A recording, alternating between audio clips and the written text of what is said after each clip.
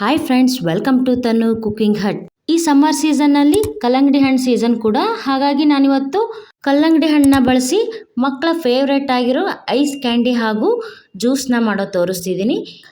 ಸುಲಭವಾಗಿ ಹಾಗೂ ಕಡಿಮೆ ಸಮಯದಲ್ಲಿ ಮನೆಯಲ್ಲೇ ಮಾಡಬಹುದು. ಹಾಗಾದರೆ ಹೇಗೆ ಮಾಡೋದು ಅಂತ ನೋಡೋಣ ಬನ್ನಿ. ಮೊದಲು ಕಲ್ಲಂಗಡಿ ಹಣ್ಣನ್ನ ಚೆನ್ನಾಗಿ ತೊಳೆದು ನೋಡಿ, ಈಗ ಕಲ್ಲಂಗಡಿ ಹಣ್ಣನ್ನ ಕಟ್ ಮಾಡ್ತಿದ್ದೀನಿ. ಅಷ್ಟರಲ್ಲಿ ನನ್ನ ಚಾನಲ್ಗೆ ನೀವು ಇನ್ನೂ ಹೊಸಬ್ರಾಗಿದ್ದರೆ ಈಗಲೇ ಪಕ್ಕದಲ್ಲಿರೋ ಬೆಲ್ ಬಟನ್ನ ಪ್ರೆಸ್ ಮಾಡಿ ಸಬ್ಸ್ಕ್ರೈಬ್ ಆಗಿ. ಇನ್ನು ಮುಂದೆ ನಾ ಹಾಕೋ ವಿಡಿಯೋ ನೋಟಿಫಿಕೇಷನ್ ನಿಮಗೆ ಮೊದಲು ಬರುತ್ತೆ. ನಾನಿಲ್ಲಿ ಅರ್ಧ ಕಲ್ಲಂಗಡಿ ಹಣ್ಣಷ್ಟೇ ಯೂಸ್ ಮಾಡ್ತಿದ್ದೀನಿ. ನೋಡಿ, ಈಗ ಮಧ್ಯಭಾಗ ಕಟ್ ಮಾಡಿ ಈಗ ಇದನ್ನು ಸಣ್ಣದಾಗಿ ಕಟ್ ಮಾಡ್ಕೊಳ್ಬೇಕು. ಈ ಕಲ್ಲಂಗಡಿ ಹಣ್ಣಿನಲ್ಲಿ ವಿಟಮಿನ್ ಎ, ಬಿ, ಸಿ ಮತ್ತು ಪೊಟ್ಯಾಷಿಯಂ ಹಾಗೂ ಲೈಕೋಪಿನ್ ಎಂಬ ಪೋಷಕಾಂಶವು ಹೆಚ್ಚಿದೆ. ಆದರೆ ಕಲ್ಲಂಗಡಿ ಹಣ್ಣನ್ನು ಕತ್ತರಿಸಿ ನಂತರ ಫ್ರಿಜ್ಜಲ್ಲಿಟ್ಟರೆ ಅದರ ಪ್ರಮುಖವಾದ ಪೋಷಕಾಂಶ ಲೈಕೋಪಿನ್ ಹಾಗೂ ವಿಟಮಿನ್ ಸಿ ಕಡಿಮೆಯಾಗುತ್ತೆ. ಅದರಲ್ಲೂ ಈ ಹಣ್ಣನ್ನು ಹೆಚ್ಚು ಸಮಯ ಫ್ರಿಜ್ಜಲ್ಲಿಟ್ಟರೆ ಹಣ್ಣಿನ ರಸ ಕಹಿಯಾಗಿ ಹಣ್ಣಿನ ರುಚಿ ಕೂಡ ಕಡಿಮೆಯಾಗುತ್ತೆ.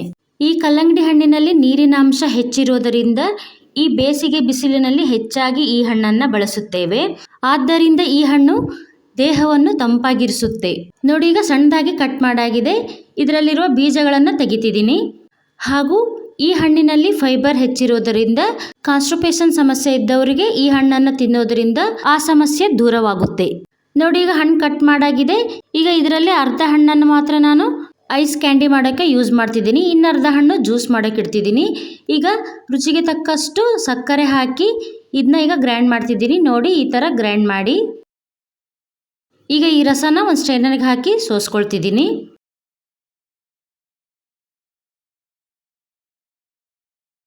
ನೋಡಿ, ಈಗ ಈ ಥರ ಒಂದು ಸ್ಪೂನಿಂದ ಮಿಕ್ಸ್ ಮಾಡಿ ರಸ ಎಲ್ಲ ತಳಗೋಗಿ ಮೇಲೆ ಪಲ್ಪ್ ಹಾಗೂ ಬೀಜ ಅಷ್ಟೇ ಉಳಿಯುತ್ತೆ. ನೋಡಿ, ಈ ಥರ ಈಗ ಇದನ್ನು ಒಮ್ಮೆ ಮಿಕ್ಸ್ ಮಾಡಿ ಈಗ ಐಸ್ ಮೋಲ್ಡಿಗೆ ಹಾಕ್ತಿದ್ದೀನಿ. ಐಸ್ ಮೋಲ್ಡ್ ಇಲ್ಲ ಅಂದರೆ ಈ ಹಿಂದಿನ ರೆಸಿಪಿಲಿ ತೋರಿಸಿದ್ದೀನಿ, ಕುಲ್ಫಿ ಮಾಡುವಾಗ ಟೀ ಕಪ್ಪಿಗೆ ಸಹ ಹಾಕಿ ಮಾಡಬಹುದು. ಆ ಥರ ಮಾಡಿ ನೋಡಿ. ಈಗ ಎಲ್ಲ ಮೋಲ್ಡಿಗೆ ಹಾಕಾಗಿದೆ. ಈಗ ಇದನ್ನ ಕ್ಯಾಪ್ ಕ್ಲೋಸ್ ಮಾಡ್ತಿದ್ದೀನಿ. ಈಗ ಇದು ಐಸ್ ಕ್ಯಾಂಡಿ ಆಗೋಕ್ಕೆ ಓವರ್ ನೈಟ್ ಇಡಿ ಅಥವಾ 8 ಅವರ್ ಫ್ರೀಝರಲ್ಲಿಟ್ಟು ಫ್ರೀಸ್ ಮಾಡಿ. ನೋಡಿ, ನಾನೀಗ ಮರುದಿನ ತೋರಿಸ್ತಿದ್ದೀನಿ. ತೆಗೆದ ತಕ್ಷಣ ಒಂದು 2 ನಿಮಿಷ ಹೀಗೆ ಬಿಟ್ಟು ನಂತರ ತೆಗಿರಿ. ನೋಡಿ, ಐಸ್ ಕ್ಯಾಂಡಿ ಎಷ್ಟು ಚೆನ್ನಾಗಿ ಬಂದಿದೆ.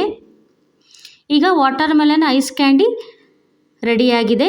ಮಕ್ಕಳಿಗೆ ಕೊಡಿ, ತುಂಬ ಇಷ್ಟಪಟ್ಟು ತಿಂತಾರೆ. ನಾನೀಗ ಈ ಸಮ್ಮರ್ ಆಗಿರೋದ್ರಿಂದ ವೆರೈಟಿಯಾಗಿ ಈ ಥರ ಕುಲ್ಫಿ ಹಾಗೂ ಐಸ್ ಕ್ಯಾಂಡಿ ಜ್ಯೂಸ್ನ ಮಾಡಿಕೊಡ್ತಿದ್ದೀನಿ. ಸ್ಕೂಲಿಂದ ಬಂದ ತಕ್ಷಣ ಮಮ್ಮಿ ಇವತ್ತೇನು ಮಾಡಿದ್ದೀಯಾ ಅಂತ ಕೇಳಿ ತುಂಬ ಇಷ್ಟಪಟ್ಟು ತಿಂತಿದ್ದಾರೆ. ಹಾಗೂ ತುಂಬ ಟೇಸ್ಟಿ ಕೂಡ ಇರುತ್ತೆ. ಈಗ ಜ್ಯೂಸ್ ಹೇಗೆ ಮಾಡೋದು ಅಂತ ನೋಡೋಣ.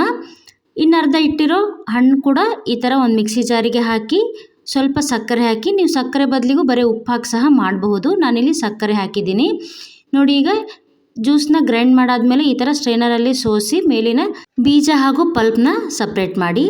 ನೋಡಿ, ಈ ಥರ ಒಂದು ಸ್ಪೂನಿಂದ ಮಿಕ್ಸ್ ಮಾಡಿ ಸಪ್ರೇಟ್ ಆಗುತ್ತೆ. ಈಗ ಇದನ್ನು ತೆಗೆದು ಈಗ 2 ಚಿಟಿಕೆಯಷ್ಟು ಉಪ್ಪು ಹಾಕಿ, ನಮಗೆ ನ್ಯಾಚುರಲ್ ಆಗಿ ಹಣ್ಣಲ್ಲಿರುವ ಸಿಹಿ ಸಾಕು ಅಂದರೆ 1 ಅಥವಾ 2 ಚಿಟಿಕೆ ಉಪ್ಪಷ್ಟೇ ಹಾಕಿ, ಇಲ್ಲ ಇನ್ನೂ ಸಿಹಿ ಬೇಕಂದರೆ 1 ಸ್ಪೂನ್ ಸಕ್ಕರೆ ಹಾಕಿ ಮಿಕ್ಸ್ ಮಾಡಿ.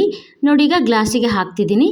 ನೋಡಿ, ಕ್ವಿಕ್ಕಾಗಿ ಈಸಿಯಾಗಿ ಹೆಲ್ದಿಯಾಗಿ ಮನೆಯಲ್ಲಿ ಜ್ಯೂಸ್ ರೆಡಿಯಾಗಿದೆ. ಈಗ ಇದನ್ನು ಫ್ರಿಜ್ಜಲ್ಲಿಟ್ಟು ಕೂಲ್ ಆದಮೇಲೆ ಕೊಡಿರಿ, ತುಂಬ ರುಚಿಯಾಗಿರುತ್ತೆ. ನೋಡಿ, ಈಗ ಮಕ್ಕಳು ಹಾಗೂ ಎಲ್ಲರೂ ಇಷ್ಟಪಡೋ ಐಸ್ ಕ್ಯಾಂಡಿ ಹಾಗೂ ಜ್ಯೂಸ್ ರೆಡಿಯಾಗಿದೆ. ಹೆಲ್ದಿ ಆ್ಯಂಡ್ ಹೈಜಿನಿಕ್ ಹಾಗೂ ಟೇಸ್ಟ್ ಕೂಡ ತುಂಬ ಸೂಪರ್ ಆಗಿರುತ್ತೆ.